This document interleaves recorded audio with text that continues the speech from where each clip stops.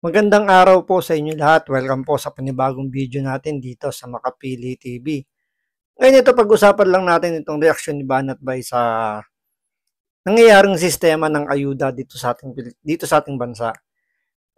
Sa ngayon kasi nabubuhay na ang Pilipino sa pamimigay ng ayuda, sa pagtanggap ng ayuda. So sinasamantala yan ng mga politiko na tila ba gusto nilang parang gawing tamad na yung mga Pilipino dahil pinaasa na lang sa ayuda.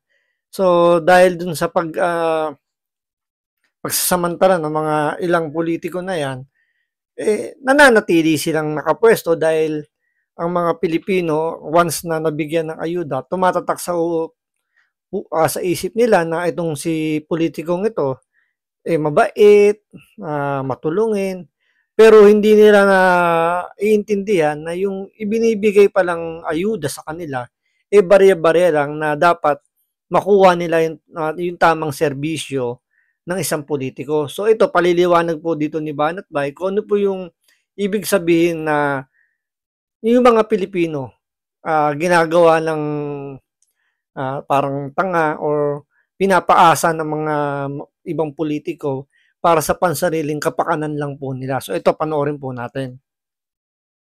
So yung mga tao doon, ay, grabe si congressman. Si congressman makabigay talaga, kaya ibuboto ko to lagi kasi lagi ako nakakatanggap ng grocery dito, lagi ako nakakatanggap ng bigas, lagi ako nakakatanggap ng kung ano-ano. Dumepende na ngayon yung mga tao doon sa kanilang sugar daddy. Sino? Yung mga congressman. Di ba? May punto. May tama yung sinasabi ni Banat Bay. Marami sa mga kababayan kasi natin, parang dumidepende na lang sa ayudang ibinibigay ng mga politiko. Especially yung sinasabi ni Banat Bay dito, yung mga congressman, na doon nga pinapaasa na lang nila yung, di ba, pag ano nga, di ba, pag nagbibigay nga sila ng ayuda, andun yung pangalan nila, andun yung mga pagmumukha nila, dahil gusto nila matandaan sila ng mga kababayan nila, mga constituent nila, na itong si politiko or congressman, mapagkawang gawa, mabait, matulungin. So, hindi naman nila naiintindihan na yung binibigay ni congressman is pera rin nila yon. Pera ng taong bayan yun. Hindi naman nila sariling pera yun. Naintindihan nyo? Sanay ho ang kamera, yung mga kongresista natin, sanay ho yan sa pagiging sugar daddy. Maniwala kayo sa hindi. Laman ho ng KTV ang mga animal na yan eh. Sanay ho silang may sugar baby. Kaya ganun din ang ginagawa nila sa mga tao, sa mga constituent nila. Para sila iboto lagi. Huwag na kayong magtrabaho, magpakahirap kayo. Kami nang bahala, ayuda, ayuda, ayuda. Oh. Yeah? Ang problema, yung mga Pilipino. Mga Pilipino, pagka sila po ay nakatanggap na, wala na, bulag-bulaga na yan. Wala kami pakialam sa putangin ng pirma yan. Pirma kayo ng pirma. Basta kami, nakakatanggap kami ng 500, ayuda. O, di ba? Naalala niyo sa balita na pirma lang sila ng pirma kasi ang sabi sa kanila, ayuda raw. May makukuha silang 1,000, 1,500. Basta pumirma lang doon. So, hindi pinaliwanag kung para saan yung pirma. Basta sinabi, ayuda. So, alam naman natin, maraming naghihirap naman talagang Pilipino na talagang malaking bagay na sila ay mabibigyan ng ayuda. Pero, yun nga ang problema, dahil nga sa ganong sistema, hindi na nila naiisip na kung para saan ba yung ginagawa nitong kongresista nito na bulag na. Dahil lang nasa isip nila, basta sinabing ayuda, para sa kanila malaking bagay yun. May tatawidan nila yung kanilang pang-araw-araw ng ilang, sabi natin, mga ilang araw din na ano yun, na relief goods mangyayari niyan. Siyempre, mabigyan ka ng 5 kilong bigas, so ilang araw mong mapapakinabangan yun, di ba? So, yun yung masakit na katotohanan na talagang pinaasa talaga ng mga kongresista natin, yung mga politiko natin, sa ayuda itong mga mahihirap nating kababayan. Bigas. Okay na kami dyan, okay na kami. Wala kaming pakialam Duterte. O si Banat ba, yung ingay-ingay bunganga niyan. Wala kaming pakialam dyan. Basta kami may ayuda, may bigas. Hindi nila alam, yung bigas na kinakain nila, pati yung, siyempre, ano muna, sinasayang muna. Siyempre. Oh, yung mga bigas ng mga ayuda na yan, hindi nila alam, galing din naman sa kanila. Buwis din nila naman nila yun. Akala kasi nila, hindi naman kami nagbabayad ng buwis ah. Oh. Tama yung sinasabi ni Banat Bay. Marami sa mga mahihirap natin na, alam niyo yun, ang trabaho sabihin natin na tricycle driver, ano ba yung mga walang payslip na walang kumpanya, yan, yung mga nangangalakal, yung mga jeepney driver, nakakala nila hindi sila nagbabayad ng tax. Especially kung jeepney driver, tricycle driver, once na yan nagpakarga ng gasolina, nagbayad sila ng tax. So, hindi nila alam yun. Bumili sila ng bigas sa tindahan, bumili sila ng pagkain sa tindahan, nagbayad sila ng tax kasi tinubuan na ng tindahan yung mga binili nila. Yung binili nila, binili rin ng tindahan na may tax. So, fight pa rin sila doon sa pagbabayad ng tax. Kasi yun ang problema kasi sa mga kababayan natin na kesyo hindi sila nagtatrabaho or sabihin natin self-employed sila.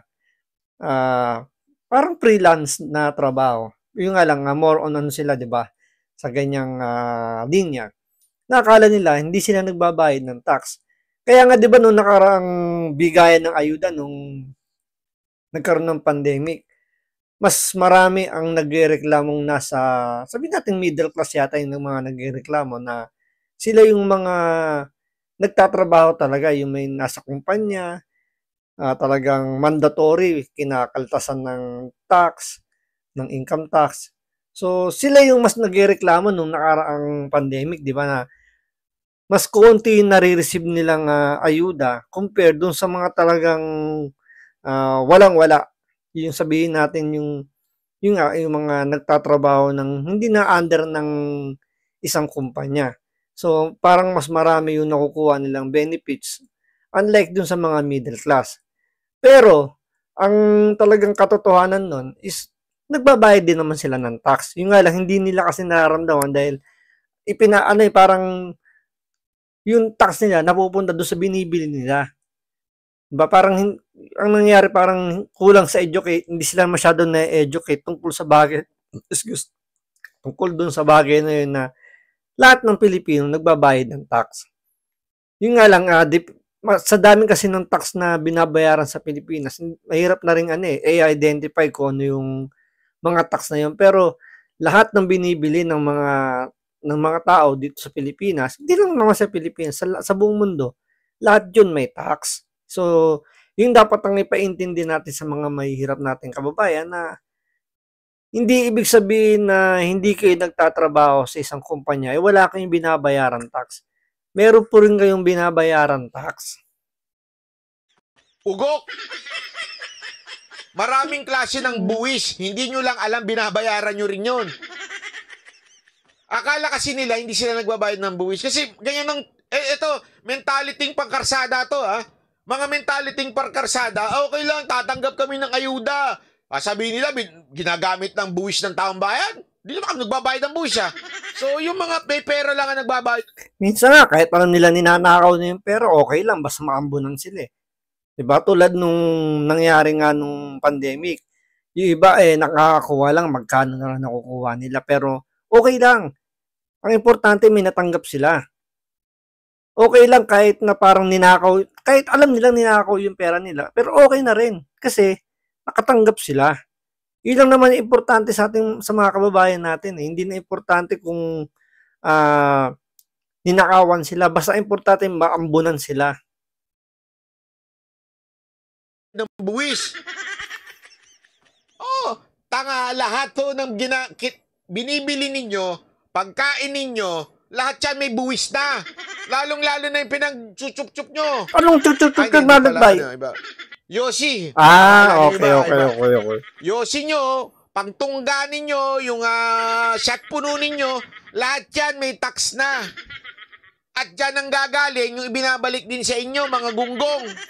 Correct, mas malaki pa ngang binabayaran ng tax ng mga sigarilyo, ng alak, mataas ang patong ng tax diyan pero yun nga hindi naiintindihan ng mga kababayan natin 'yan.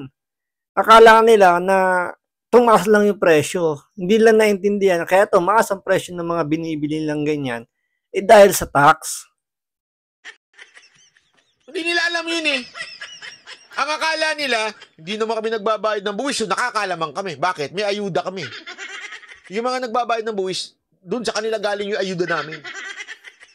'Di ba? Yun nga yung ano, yung kinikwento ko sa inyo na nakaraang pandemic, parang feeling ng mga kababayan natin na feeling nila hindi sila nagbabayad ng tax is mas ano sila, mas blessed sila. Kasi nga mas marami silang natatanggap na biyaya o ayuda. Samantalang yung mga middle class, halos wala silang makuwang ayuda dahil nga parang isinet lang yung talagang ayuda para sa mga mahihirap lang yung talagang halos walang masyadong kakayanang kumita ng ano ng hindi umaabot sa minimum wage. So, sila yung feeling nila na sobrang blessed nila dahil nga naka-receive sila ng maraming ayuda.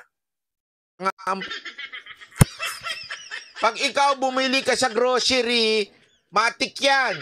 O kahit sa tindahan, bakit kanyo? Yung tindahan, bumili sa grocery, may tax na rin yun. Oh, siya mo lang ang walang tax. Tama ka, Diego Latigo. Hindi. Ganun ba? Ang Shabu ba walang tax? Hindi nila kasi naiisip yan eh. Di ba? Yan ang problema sa mga Pilipino. Kasi nga, binubulag kayo ng ayuda. Yan ang totoo. Parang yung mga sugar baby nga. O, di ba? O, pagka ano sa kanila nung mga sugar daddy nila, tanggap na nilang may asawa, tanggap na nilang may kabit lang sila. Ang importante sa kanila, meron ako. May pera ako, okay na ako doon. Yung nga ibig ko sabihin, di ba kanina, na kahit alam naman nilang ninanakawan sila, once na itong congressman na to, or mga politiko na to, nagbibigay ng ayuda, okay na yun. Ang importante, maambunan lang sila. Yun lang naman yung pinaka-importante sa mga kababayan natin, maambunan lang. Kahit alam nilang ninanakaw na yung pera ng taong bayan, parang okay lang na magnakaw kayo, basta bigyan nyo lang kami, kambunan nyo kami, ayos na. Pero ang talagang pinaka-pakay dyan ng itong mga politiko natin ito, ginagawang ano parang gusto nila maging dumipende or nakasandal lang yung mga botante, yung mga kababayan natin. Doon sa mga politikong yan, na parang okay lang na hindi na kayo magtrabaho, kami nang bahala magbigay ng ayuda. Pansinin nyo, yung karamihan sa mga batas na ginagawa ngayon, mga proyekto, is nakasentro sa pagbibigay ng tulong sa mga mahihirap nating kababayan. Kasi nga, mas natatandaan ng mga politikong ito, mas natatandaan yung mga pangalan nila ng mga kababayan na ba kung makikita ninyo, andyan yung mga tarpaulin, andyan yung mga pagmumukha nito mga politikong ito, sa mga grocery bag, nandun yung mga pagmumukha nila. Pero meron namang ibang politiko na hindi na nilalagay yung mga pangalan or picture nila. Pero mas marami yung ganong politiko na talagang mas gusto nila nakalagay yung pangalan nila kasi para matandaan, para once tumakbo ulit sila sa politika is madali sila madali sila mare-recognize. O yung foil daw may tax, tama. Ayun. Yung pamasahe nung nag-deliver may tax. So, hindi lang pala yung mga nagsashabu yung walang tax. So, lahat din pala may tax. Even yung mga nagdudurog na yan, meron din pala. Yung nga, dahil nga pag bumili ka ng foil, may tax. Yung runner nila, bumili ng gasolina or sumakay ng jeep, tricycle, nagbayad sila, may tax din. So, lahat pala ng mga lahat naman pala ng mga bumibili talagang may tax. Hindi totoo. Kaya tuloy yan ang yan ang picture ng ating bayan. Dumadami ng ganyan yung mga sugar baby na pinapaasa, di ba? O sige, akong bahala sa iPhone mo. Taon-taon may iPhone ka. Hindi ko maintindihan tong iPhone na ito. Taon-taon, better camera. Better. Lahat na lang better. Hindi na lang gawing best para tapos na.